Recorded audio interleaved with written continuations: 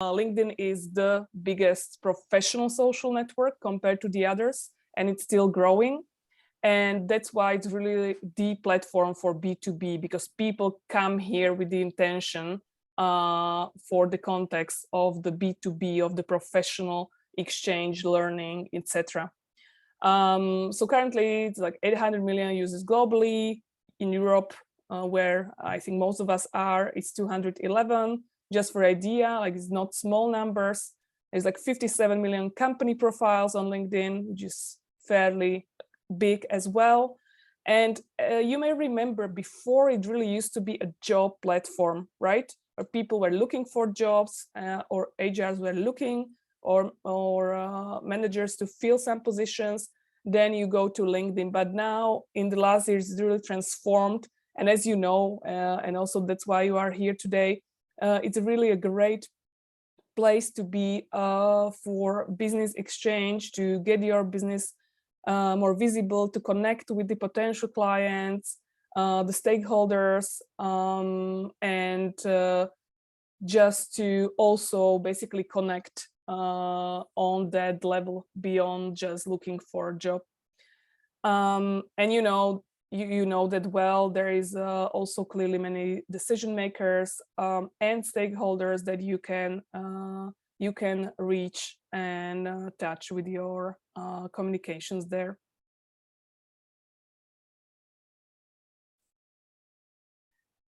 Just for an idea, as an example, Switzerland, as at least half of us here is from Switzerland. So it's growing also here. You can see it's over 3.5 million. You see the most distribution, for example, in terms of age, is in the kind of production or working age population from the 25 to 54, which also kind of goes hand in hand with the goal or the objective if you want to use it for the B2B, so the people are there. And before going into LinkedIn, I really like to do the kind of like a step back where we used to be and where we are. And I would like to illustrate it also maybe on your experience, like how you buy now versus how you used to buy maybe 5-10 years ago, right? Or even 3 years ago. I mean, it's changing dramatically all the time. So how it used to be, and you see it here, right? It was mostly in term of mostly in form of the advertising, right? Something was shown to us as customers, right? On TV, on radio, on banners, on billboards, it was pushed to us. Here it is, this is what we do, we are the best, buy it, right? That was the main channel how we used to learn about new products, new services that we then eventually decided to buy. So it was really, marketing used to be more advertising, especially, I mean, if I say of the context of the big companies, and product centric. It was about the product. What is the product good for? What feature it had? What is the product, right? That was the focus. But now, and we have like over 2 years COVID, right, behind us, which dramatically accelerated the consumer's behavior and our behavior, right? It's us as well, how we buy, how we look for information about the products we want to buy. So this is really very good to keep in mind during this talk for LinkedIn, because sometimes we disconnect and, right, people sometimes go into the sales mode, right, where we want to still go and push our products and services because we have the goal in the mind. But this is really important, I think, the first message of the talk. Please do think about yourself, how you buy now, and try to translate it into your clients because they buy in the same manner, right? I mean, overall, of course, people and customers and clients are also different in terms of that, right? We have different kind of segments, behaviors, but overall, right, people use more digital. They don't want the push. They don't want to be pushed to see something when they don't want to see that, right, in terms of the ads and similar kind. So that's why the approach that works now is really value driven and it's customer centric. I, as a company, need to first start from what value do I bring to this person, to this potential client, and I need to focus on their needs, how they fit my company needs. There needs to be a match. If there is no match, it's just a vicious circle that doesn't lead anywhere. And so if we now go specifically with this change in the behavior in mind, I would like to first keep it high level on the LinkedIn, like how to draft a simple B2B strategy for yourself. And clearly it should be different, right? For different businesses, different business founders. But maybe the main principles to follow, which I would see important. Clearly, we start with what is it? What is your business goal? What do you want to achieve? And then go to LinkedIn. Sometimes people just go spontaneously, like I want to use this channel, but I recommend to make just a bit of pause if you haven't done that and see like what exactly you would like to do and achieve on LinkedIn. Of course, often it is to get more visibility, right? Or brand awareness, to reach the potential clients, right? To get them to you, to work with you. I think it's one of the ultimate goals. But I do mention this because sometimes it may be actually still more to the brand awareness, like just to be visible, where LinkedIn really helps. And I will now pause. Yes, sorry. I will just check the chat for a second. Yeah, hi, Milena. Sebastian. Yeah, thank you, Andreas. Yeah, and Matt had to go. Okay, so, good. Okay. So be clear on the goals, and ideal is really to combine, like to be visible, just to have the brand awareness, and then try also to get the clients because they go hand in hand, rather than just jump into already reaching the clients and asking them to buy the product.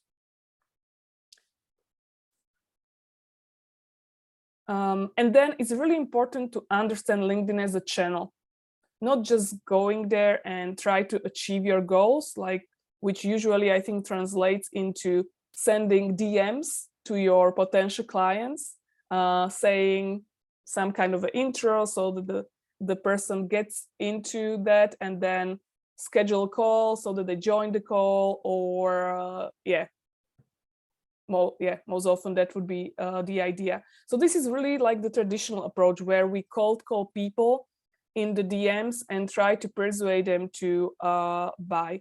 So before that, really try to understand LinkedIn. What does it mean? You really go and be kind of just a silent observer. You can observe similar companies to yours, or they have maybe similar products in that category, in that area, how they interact, find your favorite ones, find influencers in your area, so that you see also how your audience of the ideal clients behaves, what they need. And this really gives you a good idea what's the dynamics, what's the kind of a feel on LinkedIn, because it's a social network, right? It's not sell me network. And the third rule I would say is really quality over quantity, even though sometimes we see you need to post every day, otherwise it doesn't make any sense, or you need to post at least twice a week and so on. And you need to be consistent. I'm sure some of you heard that. But in the end, and of course it's good to experiment, nothing needs to be perfect. And this may be most relevant maybe when we would do a post, create a post on LinkedIn. But rather than trying to stick to, I need to be consistent, I need to have X posts per week, per day, I really would recommend to go more for the quality than for the frequency, because that's how you really also can think what can be useful to your audience. And also some people then, some network can really just shut down when they see this frequency of unuseful messages, and they can just unfollow you. And Yeah. But again, no perfection, but just try to, just trying to make quality content.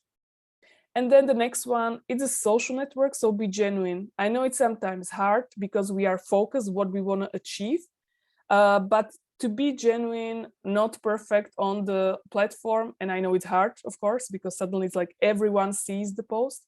It really helps if you could establish yourself also on behalf of your business in this way. People always appreciate that. I mean, multiple times more than just pitching the product.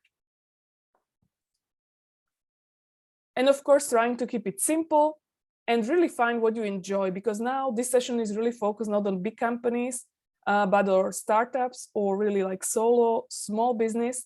So it's really personal, right? You represent very often your company or your team on LinkedIn. So really you find the best result if you find that area, those tactics on LinkedIn that you also like to do, and you can observe what you like, rather than pushing yourself every morning to something you just hate.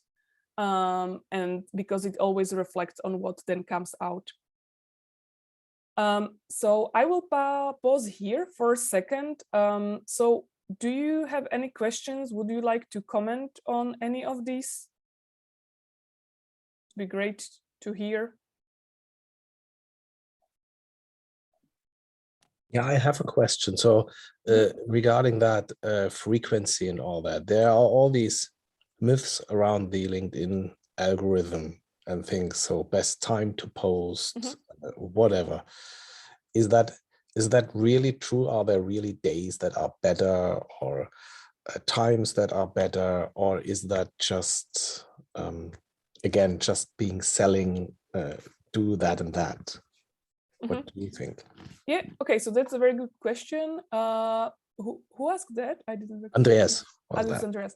Yeah, just so no, it's a great question. So I think there is clearly a tendency for some days, sometimes when it's better, but you know, it always has the other effect, because now people really are trying to get all the best practices on LinkedIn, like on any other platform. So then many people do that, so they actually post in those days and times.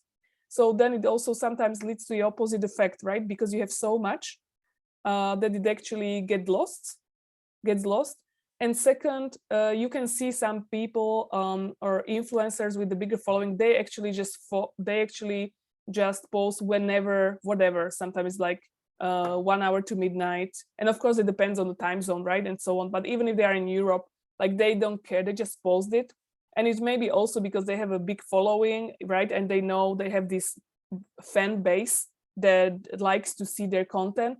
But I think in general, it's not a deal breaker. It's not that deal breaker. Like, if you really post on this day, this time, that makes a huge difference. It does, I think, to some extent, it does influence that. Like, if you really do it in the late evening and most of your network, right, is in your time zone. So that has, I think, usually the most can have a big impact, right, if you do it at night. But otherwise, yeah, best to experiment a bit when the timings fits, but I wouldn't worry about it too much. And you can also schedule basically LinkedIn posts for personal and company profile through some tools for free, if that would be your concern. So you can. Andrea, I got a question. So just to follow on from that, is there any data available that shows us where the biggest trends are in terms of people looking into their LinkedIn accounts? Does LinkedIn publish that, or? And you mean trends for still on this topic, on the times and dates? Yeah, the time setting. Yeah, there are various. So I'm not sure if there is actually, it's by LinkedIn, but you Google them easily. I don't have it now because it's changing, right? It changes. Yeah, sure. So, yeah. But it's easily, you can easily Google that. I know there are usually something like maybe I think Wednesdays. I know there are like some mornings, some afternoons, but it also depends, you know, who you target, right? Because if it's usually like these people just work 9 to 5, and let's say they don't go to LinkedIn during this time, right? So you know where you can expect the engagement. So here is Mickey. If I could add one thing, yes, please. To the person who was looking for trends. I think the easiest way, this is how I do this, go to Google, click on images, and you will have overview of different research results. Just click on a few photos that show like a timetable and you will know. Yeah. So coming in, so your question. So basically it's easily, searchable. So I would, okay, let's park this topic. Let's go on.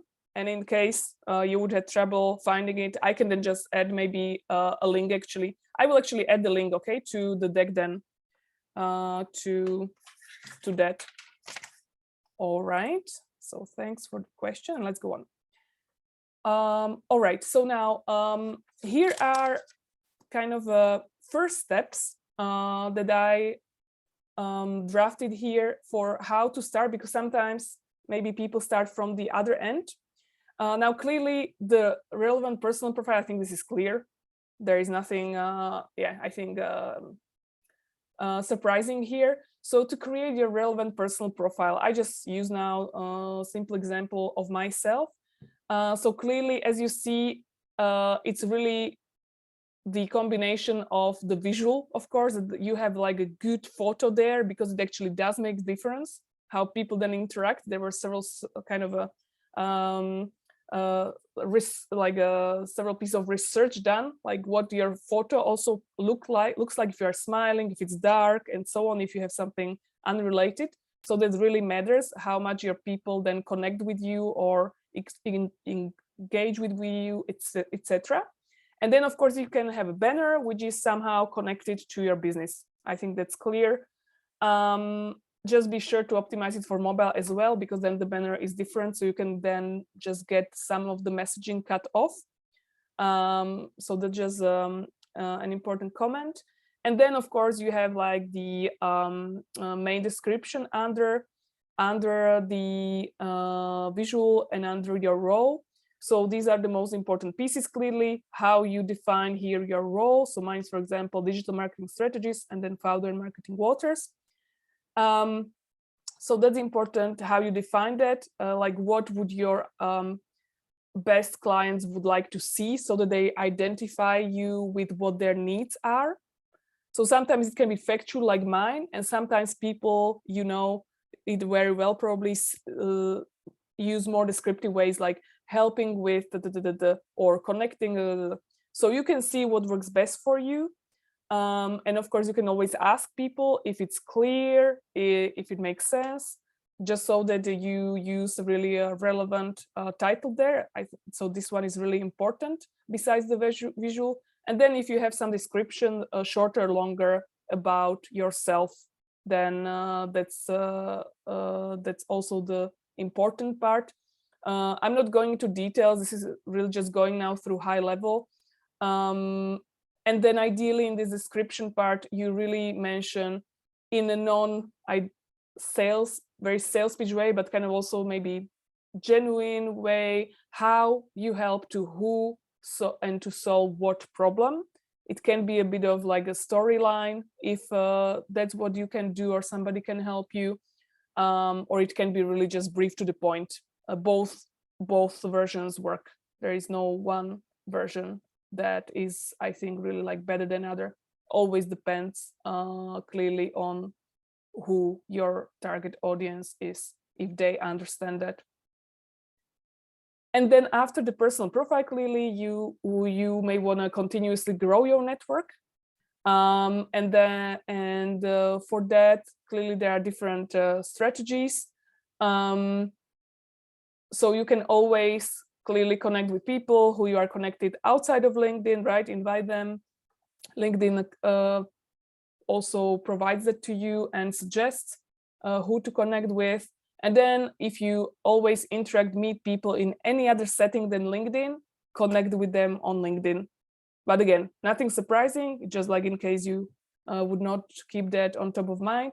This is really good to really continuously connect proactively with the people you have conversations with, or at least in the professional manner.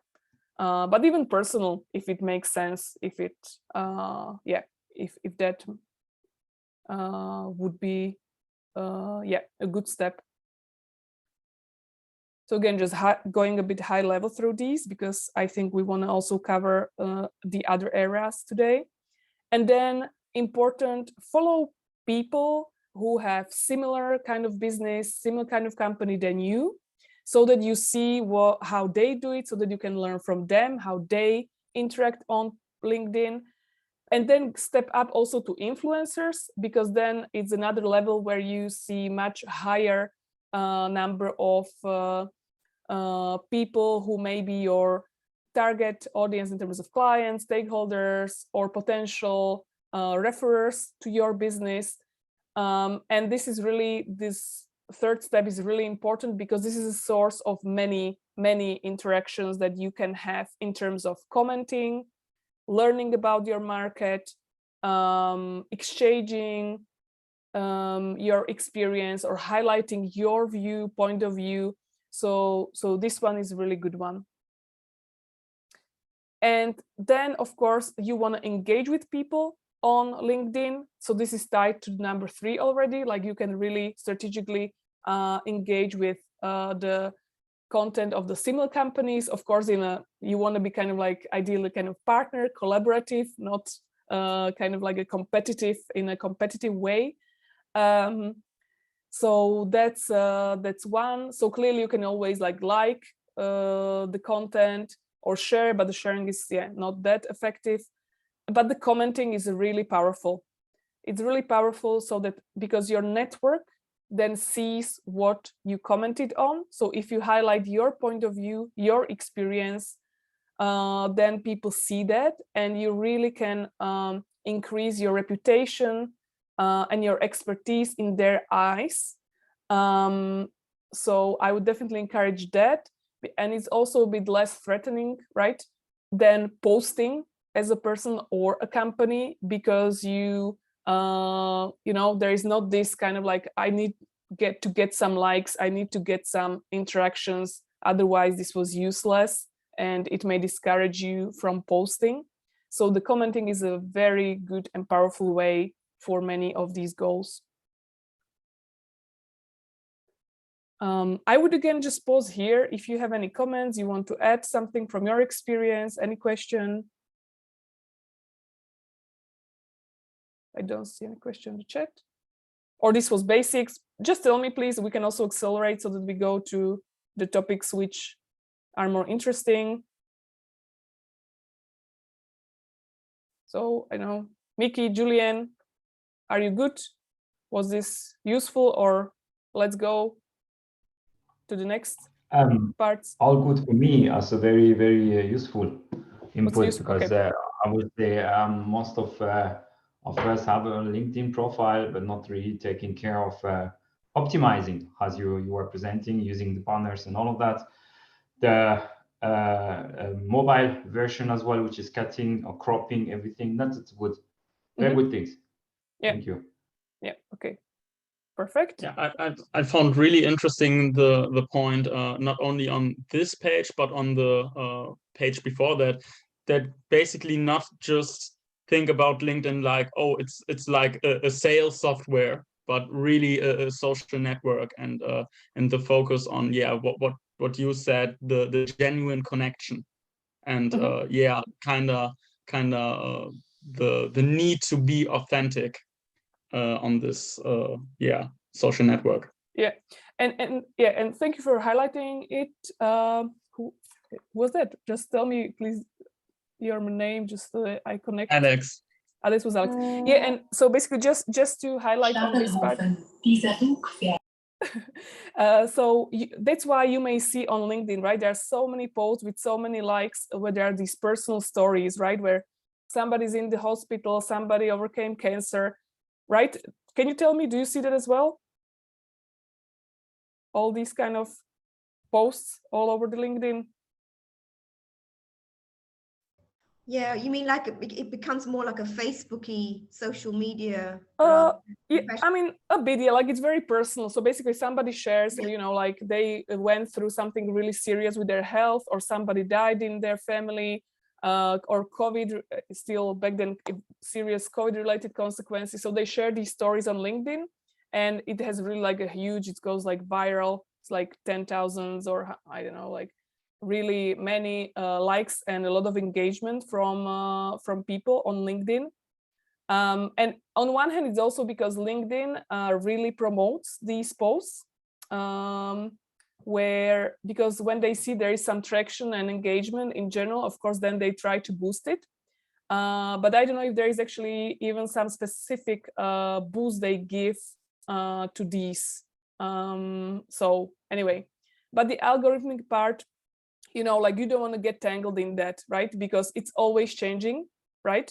The algorithm is always changing in any social media network, and you don't want to be kind of like a puppet of the algorithm. That's how also like the influencers, LinkedIn influencers with a huge following do it. They just, you know, they just adapt. They just do their thing. And when they notice, sometimes, you know, and especially they suffer in terms of they usually see often the big drops, the big change, right? And they need to go on, right? So they just don't worry about it, and they just always try to find a way with experimenting what works now and what doesn't. So they kind of always optimize that. So that would, I would also advise that not to really be focused, okay, the algorithm now does this, they said this. Yeah, that shouldn't be the primary driver why you do things. Okay, and now, so a quick example, which I will mention in the deck is, so this is a Swiss startup, Legi. Maybe some of you know, they raised 10 million euros in a Series A round 6 months ago. Sorry, I'll just go back.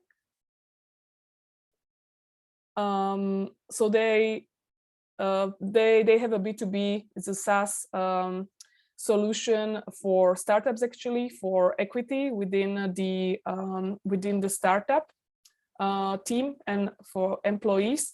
And so I think they are a good example. You know, I'm not putting here like some best ideal perfect example, but I think they are a very good example of how you could approach it as a founder, if you are a founder or CEO, or then also from the company perspective, which then I added later. And you will see here the elements, how she shares. So when you then go to her activity in her profile and posts specifically, you see what kind of posts she shares. And she gets some nice high engagement because she doesn't just push their product, but she also shares, you know, from her perspective as a founder, the events that she attended and so on. Again, nothing breakthrough new, but when you see it kind of like a, you know, in one real profile, as her example, I think it gives you a good idea what you could do as well. And so going now from the first steps, which is really more like optimizing your personal profile, and then growing your network continuously, and commenting, engaging with your network, with people around you on LinkedIn, then I would consider this a bit like stage 2. Again, each of you is in different stage, right? So if you felt you were more like the beginning, so the first steps start with that. And then the creating a post is really, I put it really more here, because I think it's really important that you understand LinkedIn, and then you start a bit experimenting, because I think then you will be better at it when you experimented with the posting, what works, what doesn't. You will already have good insights on how LinkedIn works. And then you can also create a company page. So I only added it here. You can always do it before, of course, if you are ready for it, you want, but you don't need to push yourself. It's just too much. If it's overwhelming for some reason, you can do just personal profile. Personal profile works very well if you can do it, if it's your business. And you can only do the company page step later. And DMs, again, DMs is the most favorite, still, it's not changing. I also still get many DMs, kind of like a sales pitch DMs. And it's really only a step, I think, afterwards, where you want to DM, but like you want to think twice who you DM. And the approach when some people just DM to many people, like even like, I don't know, 50, 100 people, the same message. I mean, of course, there can be the 5 or I don't know how many, it's specific, that do answer to you, but it's cold calling, right? This is not how you buy. Why should they buy this way, right? You will have always small percentage that you may get these people to talk on the call, but anyway, they are not ready, right? You can first engage them through your presence on LinkedIn, through your comments, awareness on your product, through your company page, your profile, in other way, outside of LinkedIn, if possible. And then you can strategically use DMs for either the people that you really make research on, as the, let's say, the company representative that you target, or the stakeholder in the company, but doing it just kind of like cold calling, that you just see this is your company checkbox that you want to target. It's from your perspective. That's why it usually is not that successful, because it's from your perspective and not theirs. Like you don't include what they need from you, if anything. So the DM is really like a separate chapter, I understand. And then there are LinkedIn ads. Now I would pause here and ask you what you want to look into more in the 9 minutes we have. The posts that all the others will be, sections will be in the deck. Would you like to briefly look in the ads or more in the DMs? Can you maybe unmute or write in the chat what do you prefer so that we decide?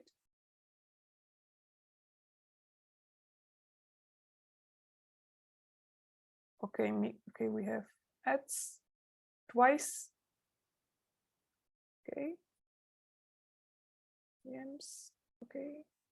Yeah. Okay. DMs. Okay. So we have 2 ads, 3 DMs. Okay. So at least one last feedback. We have 3 to 2. It's a bit. Okay, I need to go. Well, okay. So let's look into DMs now. And in the deck, you will find some main information about the LinkedIn ads. And for the record, I'm not an LinkedIn ad expert. I just covered here some of the basics and also what I see from my previous experience, or also from my peers who are using LinkedIn ads often. So let's look into the DM part. Yeah, I will not, yeah, so I will keep it without the slide. So the DMs, and maybe also unmute yourself, what do you find specifically there as an issue in terms of the DMs, because there are a few elements. I'll just mention maybe the few elements. So when I reach out to somebody with a DM, either I do take the time to understand what this person really is looking for example, on LinkedIn. So what it means that if it's my target customer, so let's say I'm targeting IT companies, and I know that it's the IT, for example, a VP of ID or some senior IT manager that I'm targeting, because they are the decision makers. So then either first step is, so first step, clearly I need to make research on the company, not just knowing that it just fits into my pool of the ideal companies. No, I need to look and research the company more about them, about their product, service, maybe some updates recently for your understanding. Second, I need to make research on the person. Again, it can be on LinkedIn from their activity, what they respond to, what they like to share, in context, maybe also ideally to your product, or at least to the category somehow. Or you go out of LinkedIn as well and you research this person, right? So these two first elements need to happen. And then you can also prioritize while you are doing it for several people or companies. Let's say you start with 10 companies and you identify 10 or more people all together in these companies. So like 1 or 2, 3 people per company. And then you go who you want to reach out to. And it's still not the end, right? This is still the basics, the research. The third step is that you may not reach out to them, even though you've done the research, and you may really use more that pull approach through the content, through yourself, or comment maybe on their content if it makes sense. And when you do reach out via the DM, try to be, I think what really works is if you are vulnerable and genuine, because we all get these DMs, you know, with the pitching. Some are actually still kind of like, read our blog on this topic, and I'm like,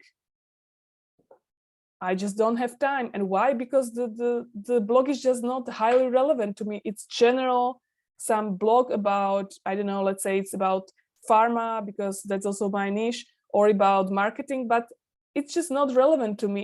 It's a blog that they made, but not relevant to me. And so try to be genuine. You know, you can either say it like, you know, like I'm really trying to talk with some people who are in our pool of the best clients, and just say what you need. You will really get higher portion of people who respond to you. And I know some people actually are using this approach, but it's kind of like weak, because usually what it lacks is that research part about the person and company. So when I see this generic post, it's not worth my time even answering. I don't answer that because the person didn't make time to research me more in detail than just my title or my company website. So why would I even bother to answer? And I think you may respond actually similarly to these posts. So let's just again turn it on the other side, that when you don't respond, why should they respond? And I pause here for maybe some comments, observation from your side.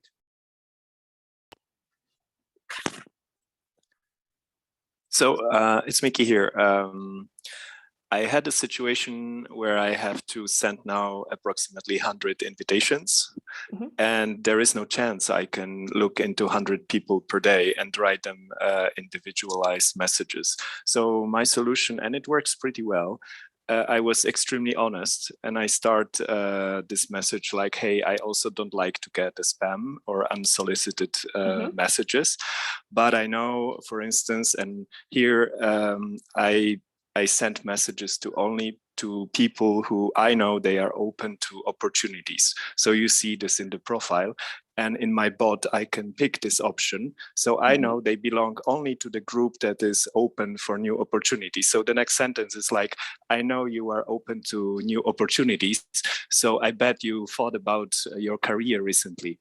And then I send an offer about a course in how to reshape your career.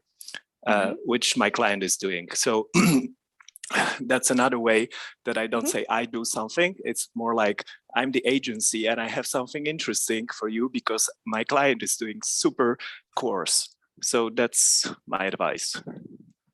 Yeah, thank you. Thank you very much for sharing, Mickey. Yeah, very good example.